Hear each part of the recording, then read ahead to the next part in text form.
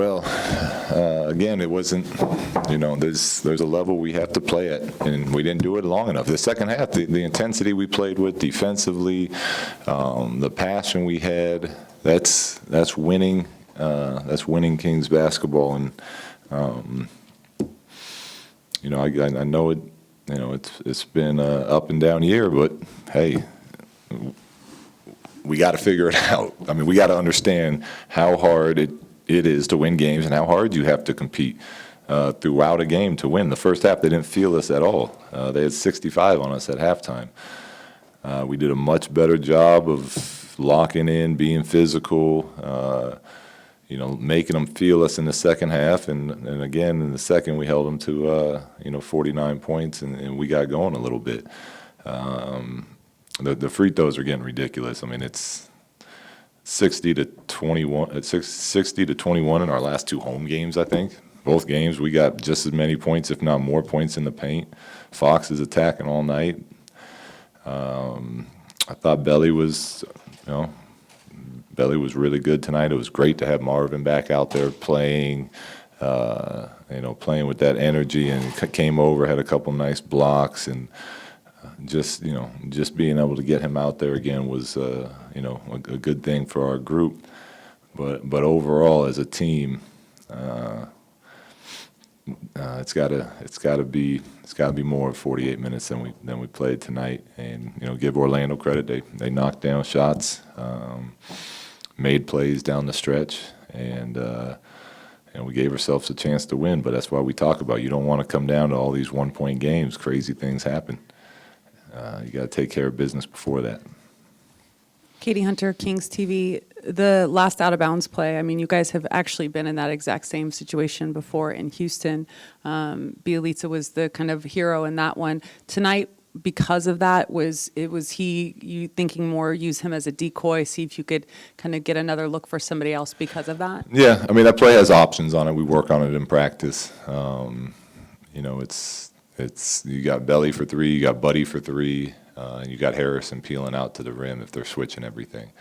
We're down 1 second left. You get a catch and shoot for Buddy or Belly, I'm taking that.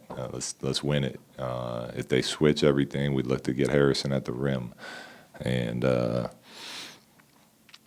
check it out. I'll see what it. I'll go look at it and see what it. How it played out. But yeah, it's been a good play for us so far this season. Short of putting you in a tough situation about the free throws, as a player, is there anything that you can tell your guys out there when they're going through that issue of trying to draw fouls, about how they can force the issue even more? Just stay aggressive, and there's plenty of times, we got to do a better job of not fouling. Like, there's times that we're out there, instead of verticals, we're going for blocks, or we're reaching in from the weak side instead of just being solid. So there's some things we can do defensively to cut that number down, but offensively, stay aggressive, stay attacking. Don't go in there drawing fouls. Go in there to make a play and score, create something for a teammate, but stay aggressive. Sean Cunningham, ABC 10. Luke, you mentioned the free throws. I'm not trying to get you fined, but is there anything, because of the disparity, and obviously you have a legit concern, is there anything you can do on your part to communicate that beyond outside of the walls of your locker room? No. I mean, we send clips in. And we as a group focus on what we can control. So we'll probably get another 2-minute report tomorrow saying something else, but it doesn't change anything. It doesn't change the outcome. We have to keep coming into work and keep working on the things that we need to get better at. And the rest of it it's frustrating, and it's can be a downer at times, but it's not in the guts of what's important to us. It's not important. It's about what our group is doing and the message and the work that we're putting in. And then just a thought on Belly's performance tonight as well. Yeah, he's been really good for us all year long, and for his shooting stroke is really impressive. But we all knew that. What I'm really impressed since taking over up here is his all-around game, his playmaking, being able to put it on the ground, his unselfish play.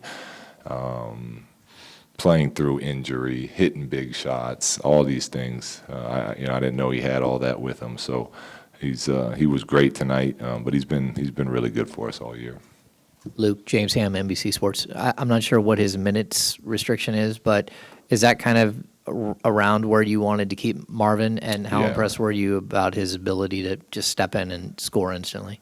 Yeah, we kept him right around where the training staff and I had, talked about. So we'll see how he feels tomorrow, and then that could possibly change. But I loved his overall passion and energy he played with. His communicating, all the things we've been talking about as a group, and a lot with him individually.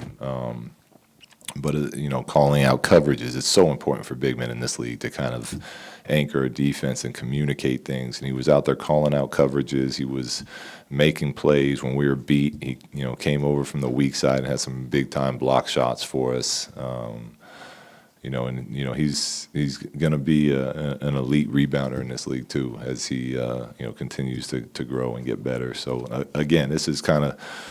You want all your players healthy, but this is why we need some of these guys out there, because it's, it takes this type of experience to really to push yourself, on that journey of becoming a better player. Luke, Jason Jones, The Athletic, kind of follow up with Marvin, just in terms of the big picture here, looking toward the future. Just how important is it for you to kind of see Marvin in different situations, different things you want to maybe try with him? And just like right now tonight, was it just pretty much just go out there and let him play and get himself going again, and then we'll just build upon everything? No, I mean, a part of it was go out there. Let's get him out there and play for sure. But he did a really nice job of communicating a defensive game plan tonight. He did a really nice job offensively of. We talk to him all the time about being such a dynamic roller and what that's going to do for the rest of our offense. And he did a nice job of setting some picks and rolling, and the plays we ran, he was on top of. So I was impressed with his basketball game, but I was also impressed with the mental game that he played, considering he's only played in such few amount of games this year.